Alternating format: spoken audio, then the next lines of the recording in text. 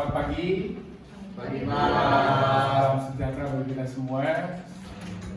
Perkenalkan, saya Dr. Nana Sutisna, ditugaskan oleh Fakultas Bisnis untuk mengampu mata kuliah MSDM Strategik ya, teman kalian. Nah, mata kuliah ini luar biasa sekali ya, teman kalian. Kenapa? Karena kita akan menyiapkan sumber daya manusia yang sangat ideal sehingga perusahaan kita ini mampu untuk bersaing dengan perusahaan yang lain, gitu ya. Nah, jadi teman-teman sekalian, kalau kita lihat slide ya di sini bahwa mata kuliah ini ada dua pada dasarnya. Yang pertama mata kuliah sumber daya manusia dan yang kedua adalah mata kuliah manajemen strategik. Jadi kalian harus memahami dulu tentang apa itu manajemen sumber daya manusia dan yang kedua harus paham dulu tentang manajemen strategi. Keduanya digabung sehingga kalau kalian paham tentang esensi dari keilmuan ini luar biasa sekali untuk bisa menciptakan daya saingnya, gitu ya. Nah, kalian perlu tahu siapa saya, gitu ya. Nah, ini saya Nana Sutisna. Saya beruntung lulus di Doktor Ilmu Manajemen. Pengalaman saya cukup panjang ya, teman-teman sekalian. Sebagai majelis pakar di Dewan Koperasi, sebagai penulis buku dan seterusnya. Termasuk juga kita bisa memberikan sebagai narasumber di banyak kementerian dan lembaga ya, teman-teman sekalian. Pengalaman ini kita akan coba blending. Keilmuan MSDM itu seperti apa? Kemudian keilmuan manajemen strategik itu seperti apa, kita akan padukan. Sehingga kalau kita bicara tentang keilmuan manajemen sumber daya manusia strategik, ini yang sebenarnya kalian bisa betul-betul menciptakan daya saing tinggi dibandingkan dengan perusahaan-perusahaan yang lain, gitu ya. Nah, kita lihat ya sesuai dengan RPS ya. Jadi kita punya panduannya, roadmap-nya nanti akan seperti ini ya.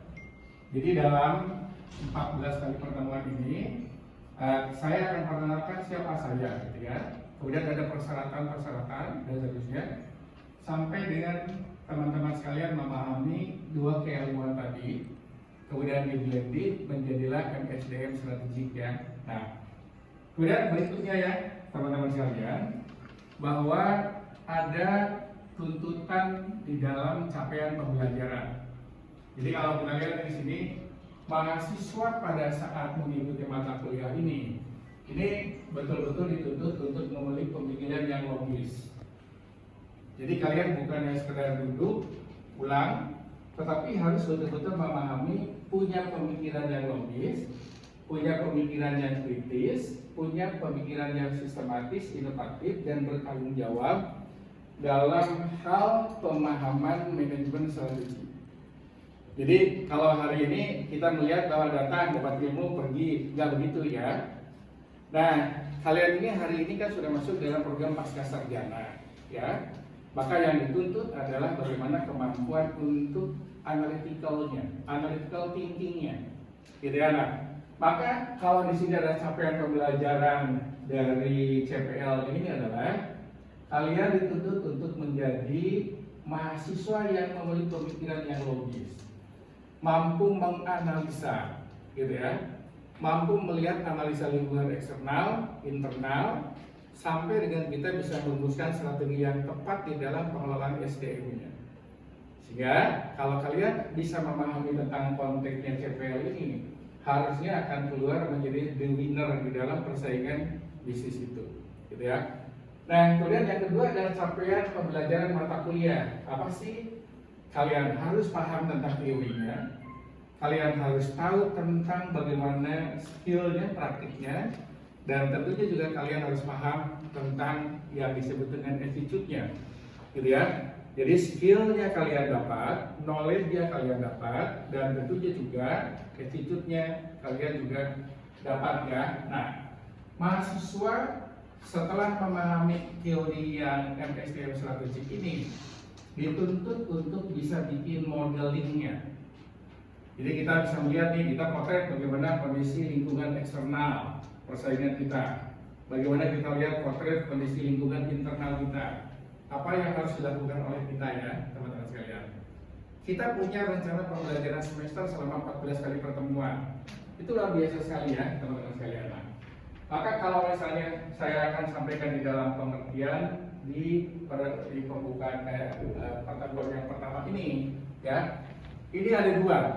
Yang pertama adalah manajemen sumber daya manusia, yang kedua manajemen strategik, dan kita bicara tentang MSDM strategiknya, gitu ya. Nah, mudah-mudahan kalian bisa pahamkan ya, teman-teman sekalian. Nah, kita lihat dulu bahwa di dalam sumber daya manusia ini pada dasarnya ada tiga. Kita cari kandidat, saya sebut aplikan, cari orangnya sesuai dengan visi bisnisnya, ya. Maka di dalam aplikan ini ada rekrutmen, seleksi, dan rekrutmen. Kemudian setelah direkrut dia jadi karyawan, ya. Setelah jadi karyawan ini itu ada 8 fungsi.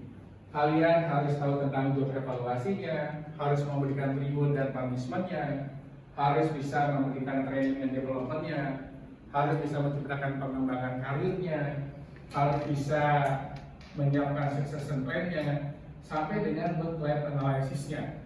Itu kalau dia sudah menjadi employee, gitu ya. Nah, kalau dia sekarang sudah menjadi tidak lagi karyawan, maka kita bicara tentang former employee. Ada dua, satu dia sudah pensiun, dan yang kedua karena dia diterminasi, gitu ya, diputus karena ada alasan sesuai dengan undang-undang ya, teman-teman sekalian. Kemudian kalau kita lihat sekarang ke elemen manajemen strategiknya ya, kita langsung aja preskan kayak begini. Jadi kalau kita lihat slide yang teman-teman lihat, ini sebenarnya terkait dengan manajemen strategiknya. Lihat analisa kinerja kita dulu, ya. Kemudian lihat lingkungan internalnya, lihat value chain analysisnya, lihat tirokannya, tangible, intangible, resource organization, and capability analysisnya. Lihat fungsi-fungsi marketing, finance, operation, dan HR. Dalam konteksnya kita bicara tentang HR, maka yang dianalisa ini adalah seberapa besar kita punya SDM yang punya kualifikasi yang kuat. Rumuskan oleh kalian, dan setelah kalian merumuskan ini, baru kita bicara tentang internal faktor analysis summary-nya. Jadi itulah bagian untuk bisa melihat ke dalam diri kita, khususnya terkait dengan SDM. Yang kedua kita lihat keluar. Ini yang disebut dengan external factor analysis summary. Kita lihat sekarang kondisi politiknya, namanya PESTOL. Bagaimana kondisi ekonominya, sosial teknologinya. Kita lihat konsumennya, kita lihat pesaingnya. Kita potret kondisi lingkungan eksternal. Maka kita bicara tentang external factor analysis summary. Kalau kita melihat kondisi lingkungan internal, dibandingkan dengan kita bisa melihat lingkungan eksternal, maka apa yang harus dilakukan oleh kita? Maka kita bicara tentang strategic factor analysis summary-nya. Apa yang harus dilakukan oleh kita? Jadi keilmuan ini adalah bukan yang sekedar textbook ya, teman-teman sekalian, tapi harus diaplikasikan dalam kondisi real. Maka setelah kita bicara tentang kondisi kita, ya, kemudian kondisi mereka, apa yang harus dilakukan oleh kita? Targetnya adalah bisa memenangkan persaingan bisnis yang sudah tidak menentu. Nah, setelah itu baru kalian merencanakan formulasi strateginya seperti apa. Apa yang harus dilakukan oleh kita? Kita bisa punya strategi korporasi. Mungkin kalian tahu tentang holding company non operating, ya. Kemudian kita juga bicara tentang strategi bisnisnya seperti apa. Strategi bisnis bisa disebut dengan competitive advantage, cooperative advantage, dan seterusnya, ya. Kemudian ada strategi fungsionalnya. Kita fungsi SDM kita akan seperti apa nih untuk bisa memenangkan persaingan, gitu ya. Nah, baru kita bisa bicara tentang General Electric-nya, bisa bicara TOWS-nya, bicara tentang British Boston Consulting Group-nya. Inilah yang untuk bisa menentukan tentang perencanaan dan formulasi strategiknya, gitu ya. Nah, baru yang terakhir ya, teman-teman, yang ketiganya adalah kita akan coba eksekusi yang disebut sebagai implementasi strateginya. gitu ya. Nah, dari sini organisasi pelaksana untuk mengeksekusi itu seperti apa, kemudian kita penjadwalan seperti apa, programnya, people yang mengerjakannya, prosedurnya bagaimana, budgetnya gimana. Ini yang saya sebut sebagai implementasi strategi. Baru kalau kita sekarang sudah bisa menerapkan tentang implementasi, bicaralah tentang evaluasi dan pengendalian strategi ya teman-teman sekalian. Nah, pertemuan kali ini adalah bagaimana kita bisa menggambarkan dua keilmuan SDM, kemudian manajemen strategi digabung menjadilah MSDM strategi.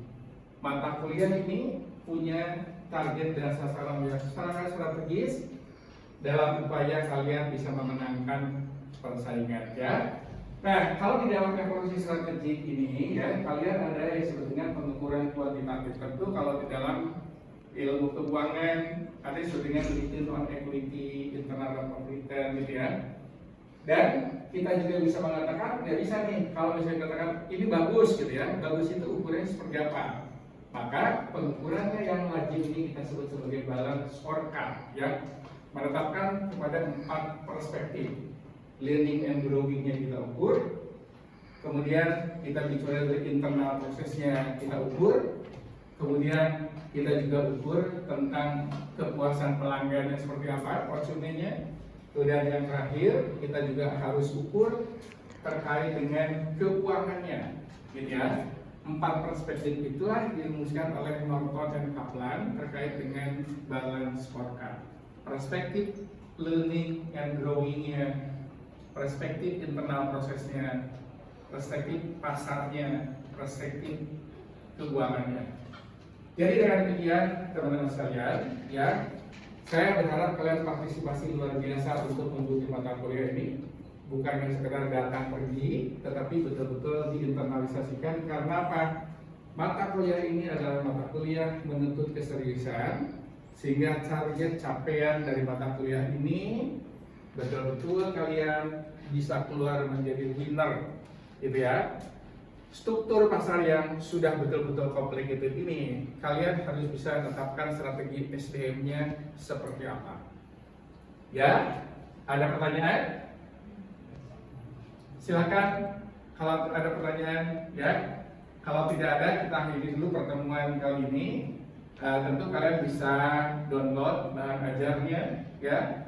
Pertemuan pertama targetnya apa, pertemuan kedua targetnya apa, sampai dengan pertemuan ke-7 UTS. UTS pun juga soalnya saya tidak textbook tapi case study ya.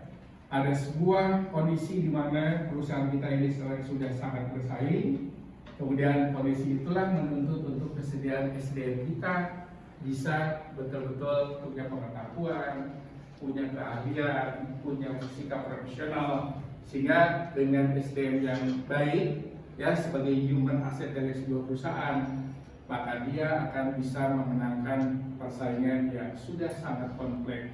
Kita bersaing hari ini bukan lagi dengan perusahaan-perusahaan lokal, tetapi kita juga sudah bersaing dengan perusahaan global ya teman-teman sekalian. Barangkali pertemuan kita hari ini segitu dulu ya. Jangan lupa semangat, keep spirit. Kita akan menjadi orang hebat kalau kalian tetap berpikir hebat. Menjadilah mental pemenang, bukan menjadi mental pecundang atau menjadi loser. Song-song masa depan yang lebih baik, karena masa depan yang baik ini dipersiapkan oleh kalian dan tidak datang seperti apa adanya. Clear ya? Terima kasih banyak atas perhatiannya. Ya, semoga kalian sukses. Terima kasih, selamat pagi. Terima kasih ya.